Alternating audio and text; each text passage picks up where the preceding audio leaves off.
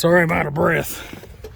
I'm at the cat dealership. I got a 9,000 pound excavator on here. Not a lot, but here we go. We got one hell of a hill to climb though once we get to where we're going.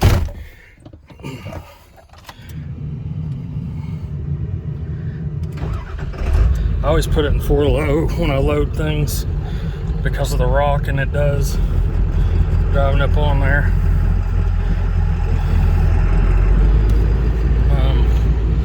We'll go, I guess we'll go out this way. Hopefully I don't run over something metal. Thanks for watching, being subscribers and viewers, and if you ain't a subscriber, I never ask you to become one on my channel, but if you do, man, I really appreciate it. Thumbs up and a handshake or fist bump. I'm not, like I said, I didn't set out on this channel to make money. Of course, I'm not making money now. I don't know how all that works other than having, YouTube said I gotta have 4,000 watching hours in a year. We got close, I guess. I had somewhere around 3,500, 3,200, I think is where I'm at right now. You know, and it's November 1st. Let me pause and clean the, all right, there, that's a lot better view. So anyways, I've just had some financial difficulties, but other than that, made a lot of money hot shotting with my buddy. We used his truck. I've got so much work and 3 contracts. I hired Joel with 2020 Hot Shot Trucking LLC. He did a load for us from Florida to Georgia, but the videos with the 6.7 are just not real entertaining because it don't matter how much weight you put on that thing, it doesn't even struggle. Like it, you know, I know it's not the badass 7.3. I get that. That's the main thing. It don't matter about how hard it is to pull something or whatever. It's not a 7.3. Like, yeah, 7.3 struggles or is not, it doesn't struggle. It's just not as fast at doing it. You know, these new trucks pull the same amount of weight as we did, you know, before those trucks come out. You know, they say the tow rating on these trucks is around 12,000 or something like that. Even back in the 90s, people, I remember family members and friends pulling stupid like 29,000 pound cranes and stuff. So it's not that, the only thing that's changed is the 6.7 just does it more efficiently. You know, it doesn't strain to do it. It's not even strain, it's just, it does it, like I said, more efficiently. Faster, of course. The only thing that kills the 7.3, even a bone stock one, if you're not running a tuner or anything, you don't have to worry about EGTs, but you don't have near the power that one, it's like mine is tuned and got, you know, bigger pistons and all that stuff in it. But anyway, so it's not as entertaining. It's not near as entertaining as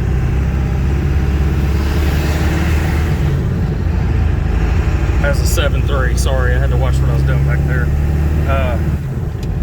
But the hill we're gonna go up is a big hill. It's steep, and hopefully the squatters, the homeless people, they were run out and by the police. This place is a wreck. Look at it, trash everywhere. But this weekend we're gonna fix a shock mount that I have to replace. It broke off due to hauling too heavy for a truck that's 21 years old. You know, it's when you go start hauling the weight and stuff that I do, then you start breaking things. I don't care, you know, maybe even a newer truck may still break the things off. I didn't have airbags on it when I broke that set of leaf springs on the back, that the left driver's side.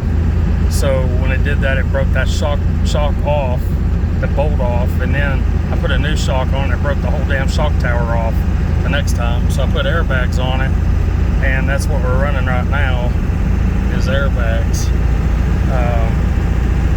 My driver's side leaks off a little bit. I haven't hauled anything exciting other than the hay, but I thought I'd make a short video because everybody wanted to see videos, and also, you Joel, he goes on 10,000 pounds is what he can haul. That's what his truck is rated for. So he doesn't, I had to guess that the weights we were loading on his truck, and me being from the construction field and everything, being an electrician and, farm work, kind of an all-around top field of working, I had a pretty good idea of what everything weighed. So I was, I think, 300 pounds or 600 pounds off. And when he went to the scale house, they just motioned him on through. They didn't weigh him. So I guess he got pretty lucky because there was no way to get off what he wanted. 600 pounds as welders are ridiculous. You can't move them by hand. So we were already on our route to Georgia to deliver the other stuff. So he would have been pretty much screwed. But everything worked out good. And, we got him in there and got it done. So the more exciting things in life, like I said, I've had some pretty rough times here recently, just things breaking, and my hot water tank went out, and I had to put another hot water tank in, that's $500, and just seems like one thing after another is just, every time one thing breaks, I usually look for two more. They come in threes, but this time it's come in like sixes. Like 6 things have just went wrong. It's cost me a fortune. And nothing to do with the truck. The truck's been doing good. But just other things financially wise. But right now I'm running it on 5. So that's 65 horse performance.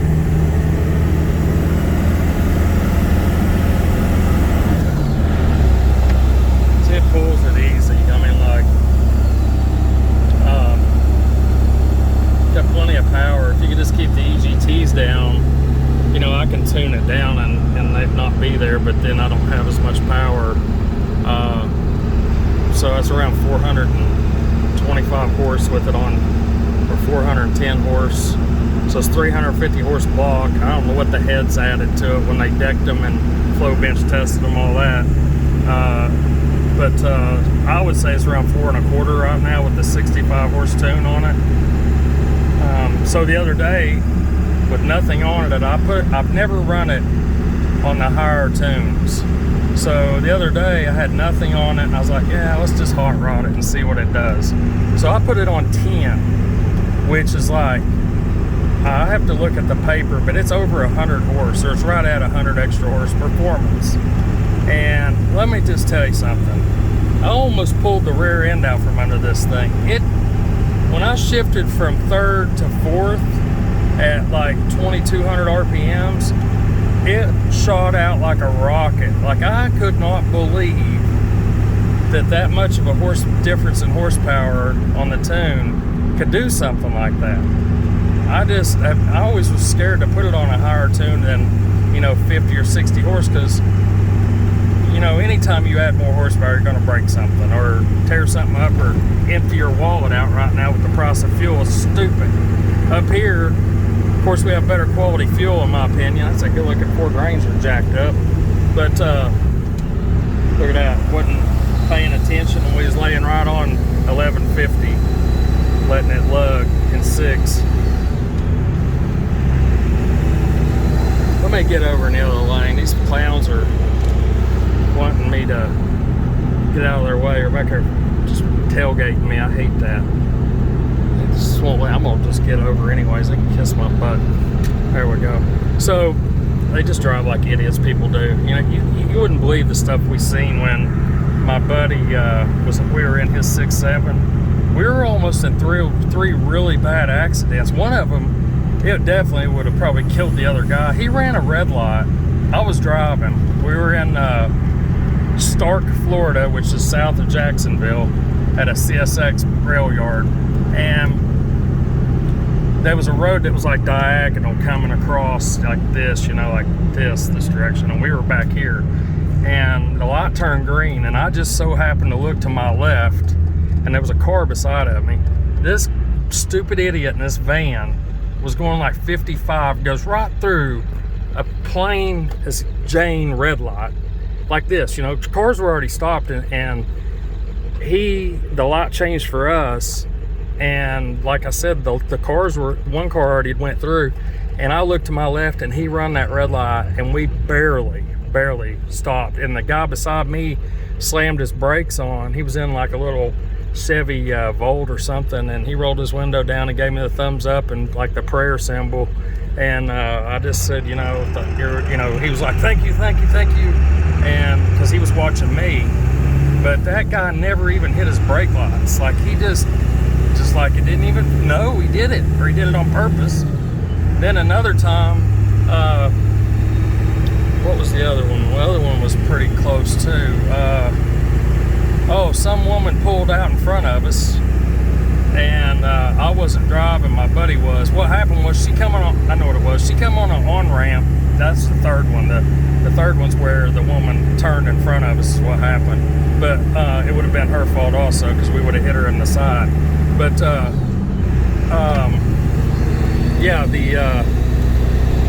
the second one was, I was driving again, and a car merged, and I'm in that far left lane, and there was a guardrail right beside one of them concrete walls, part guardrail, part concrete. And so this woman comes down onto this guy does, to get on the interstate, and it was a big rig over in this lane. Well, he comes on over and just continues to come on over on me, and Norm, who owns the 6-7, was like, he's like, oh God, oh God, oh God. And I look over, and I couldn't even see the guy. That's, his truck sets up real high in the air. It's just got a leveling kit on it, but it's really tall for a new truck. I mean, it's just super tall, but factory tires and everything. But anyways, that idiot looked over and seen us as he was coming at us, and it was raining, and he jerked the wheel and started to fishtail. And almost, I bet you anything, we laughed about it on the way down through there. We never did see him after that. Of course, we were going 10 miles an hour below the speed limit, and these big rigs are all just flat rolling, like 80 miles an hour. It's crazy. They just drive like, like it doesn't even faze them. I mean, I have a lot of respect for truck drivers, but let me tell you something. Some of them guys have no right being behind the wheel when it's snowing or raining, because they just haul ass. They don't care about the consequences or other people's safety. I mean, it's crazy. But yeah, we laughed about it. That guy probably shit his pants and had to go home, because he probably, in that gooseneck trailer, just about got a hold of the tail of his car when he fishtailed. If it would have, we were running empty, but it still would have, it was my trailer on there, it would have done him in. He'd been had. But yeah, it was kind of funny though. Like, I still think about how funny we laughed about it. But anyways, yes, there's a lot of idiots on the road. But what I'm gonna do is, I'm gonna stop up here and before we start up this big hill, and I'll roll the back window down, roll it down. I'll open the rear sliding glass. That way you can hear it, because I'm telling you right now, it is a monster hill. Last time I was hauling up that hill, I had a John Deere 450 dozer on there, which had a winch on it and a full loggers ROPS set up on it. It was really heavy. It was like an 18,000 pound dozer, somewhere in there. And I stalled out. I was in low gear, granny gear, and it stalled me out in the middle of that hill. And these guys were at the top, blacktop, and they was like, you'll never get started. There ain't no way. You better let us hook on to you. And I knew as soon as I pushed the clutch in, it was probably going to start trying to drag me backwards. So what I did is I reached down and I put it in 4 low without the hubs locked in. And as soon as I got started, it was in granny gear 4 low, 2-wheel drive. And I just took off at a walking pace, never even changed gears. And they was like, what'd you do? How'd you do? There ain't no way you did that. Is granny gear really that low in that thing? And I was just laughing, I never even let on what I'd done, but I walked it all the way to the top of the hill like that. I could have probably put it in 3rd gear in 4 low, and it would have been fine. It wasn't, it's unreal how low this thing is in 4 low. And I haven't really even used 4-wheel drive that much. I can't ever depend on those stupid mile marker hubs. I'm just gonna switch them back to American, or the factory made ones, or maybe Warren's. I just don't really ever need 4-wheel drive. Once in a year I may use 4-wheel drive, but it's nice having it when you do have to have it. The most time I ever really have to use it, or did not last year, but the year before, was when it came that snow. That's when I took my white truck, the other 7.3, and I actually pulled that loaded big rig that was jackknifed against a guardrail. You know, and man, let me tell you something, that's a good video. I wish I had better footage of it, but that front end was about to come out from under that truck.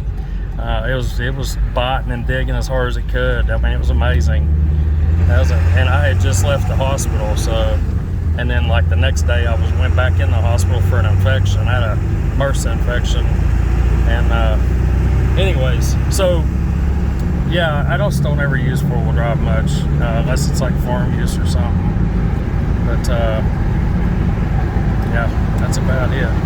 So we got to change that shock tower out. I bought it.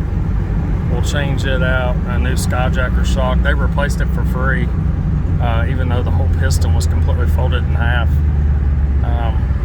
But I just haven't had that many good videos or good footage. Like I had some of Paul and Hay, and I got a little short clip that I sent Joel. He may put it in one of his videos. I haven't even been on YouTube really. I haven't had time. And I've just been stressed out with financial issues that I have not been this low on money in a long time. And even though I've hot shot all those weeks and everything and made really good money, it just has been tough, you know. But it'll turn around here soon. It always does. But yeah, we got a lot of digging to do. So all that back in there is 30 acres here in town. The water is actually, when it rained last time, it flooded this whole bottom half, and I rerouted the water, put a road in, a big ditch, and this area, actually that whole big Foodland building over there flooded out, and it was all because of poor water control on that hill up there. So I've got to go in there, I do every year, and redig the road, the ditches out, build rock dams, clean all the silt out, and take care of that. I know it's not 7.3 stuff, but yeah, all this down here got flooded. Every bit of that shithole down in there got flooded out. But yeah, so that's what we're gonna go do. That's hose heavy. I wish I had an enclosed cab, but I got a friend that's got that deer, but the way he acts about renting it and using it, and I guess he's jealous because I know how to run it and he doesn't, and it's his own machine. So he just cut me off from using it even on the property that he has his cattle on. So that guy, Larry, kind of like a distant uncle to me that we didn't know about. But yeah, I'll stop here in a minute right here, and we're gonna have a good pull here in a second. Let me pause it and I'll be right back. Hopefully I don't get stuck right here. All right, hang on just a second. So when I got out to open the back window, if you see there's smoke coming up out of there, see right here? I've got new tires. I can't put them on yet until I get the front end straightened out. So look at that. See all that smoke coming out of there? That airbag is touching the tire. Somehow, something's moving and allowing the airbag to touch the tire. I can see it. So it's probably gonna blow that airbag out. So I need to get this thing up on the hill before that thing catches on fire. I'm gonna get my fire extinguisher out. And hang on a second.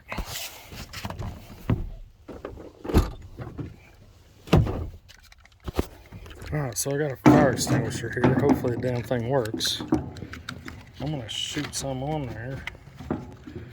Hell, I don't even know how it works. What the hell is going on? How in the hell are you supposed to use it up it? Hang on a second. So, let me see here. Hell, if I was in a hurry to use this thing, there we go. So I guess you pull this. There we go.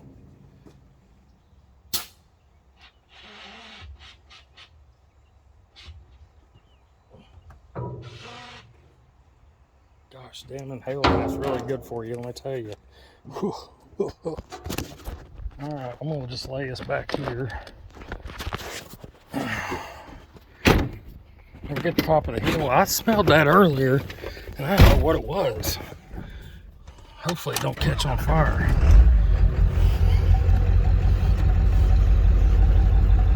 I'm not even gonna put it in low. Gosh damn, that's heavy. Yeah, that airbag's leaking off. I can see it on that tail of the bed. You can see it setting even with the trailer. When it does that, you've got low air, because this side is above it. If you see the corner of the bed compared to the trailer, I'm 4 inches above it.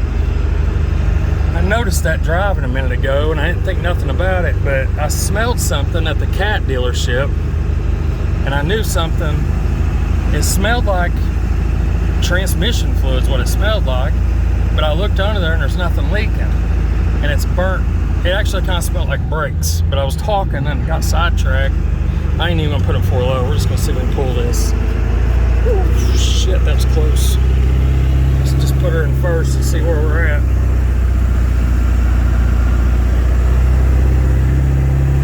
Yeah, we got this. But I stalled out like right here last time, or no, right in the middle of this hill right here. There's 2,500. That's 10,000 on the trailer. 9,500, something like that.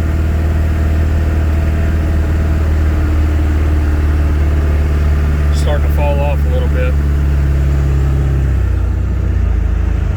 Should have drove up here and opened this gate up so I didn't have to stop on this hill.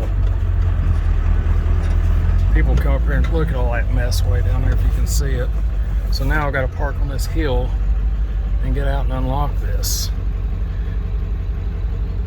Oh my God, there's all kinds of smoke coming out from under there. That's not good. All right, hang on, let me get out and, well, that's really basically all I got to show you other than driving down this rocky road here. It's probably gonna do a number on this right here. I don't see it smoking now.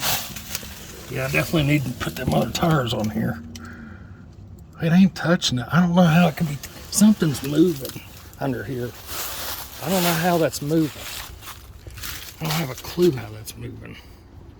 I'm gonna lower this side so it'll be somewhat level. So my airbags I just got right here in the bed on the back of it. I didn't put the inboard air compressor or onboard air compressor on. Let's see my fifth wheel. So you can see we're sitting at an angle, but I like this setup way better than having a gooseneck ball. And this airbag here, see, it's a new one. It stays way out of the way. Actually, look how much room is on this one compared to the other one. Now that is strange. How in the hell can it move? Sorry for shaking. I got a pinched nerve in my neck. It shakes all the time. So, yeah, right in the road on a hill. But, yeah, so something's going on here. Ow, shit. Hit my head. Yeah, look at the difference in space. What the hell's going on there? How can it be moving that much? I don't know. We'll have to find out that problem. But anyway, so we're on top of downtown Ashland. My buddy owns this property.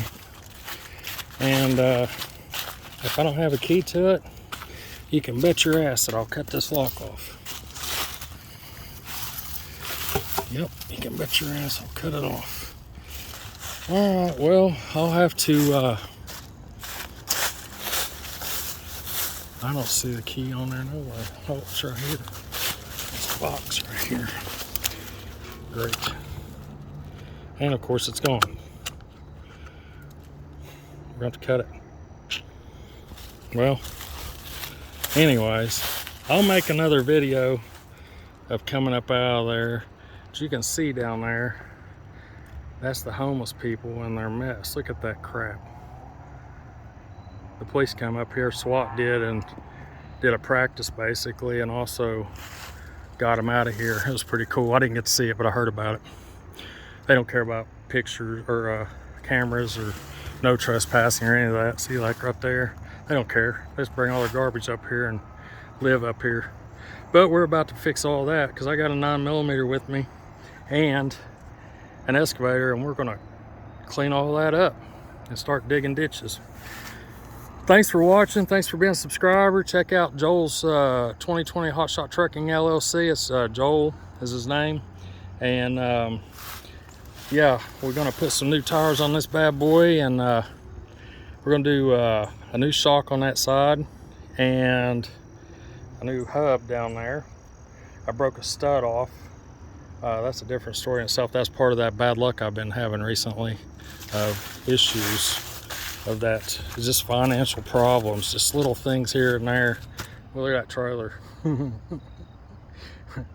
Yeah, it's a little close to the ground. Look at that back axle. You see that? Look at that. Look at that equalizer where it was. So it had a third axle on it, and we had it welded up. So that's what the trailer people told me to do. And you can see when I hauled hay on it, it broke that weld right there. So I gotta have that fixed too. But I just went through and put all new wheel bearings, and look how close we are right there. I put all new wheel bearings, new drums, new tire, 4 new tires on there, and new LED lights. But if you run a trailer that don't look brand new and you run a 7.3, they never think you're hot shotting anyways. There's keys to getting around all that BS with the weigh stations. Do it every day. We went to 26 states in 3 weeks time, and like 3,600 miles total. Made a bunch of money, and we split it between me and my buddy with this 6.7 oil changes, and that one oil change, and a wheel alignment because we had a big hole knocked out of alignment. But still, hotel rooms and drinking beers basically took a number on our profit a couple of times. But hey, you got to have a little bit of fun when you're in Florida, right? Thanks for watching, man. We'll see you on the next one.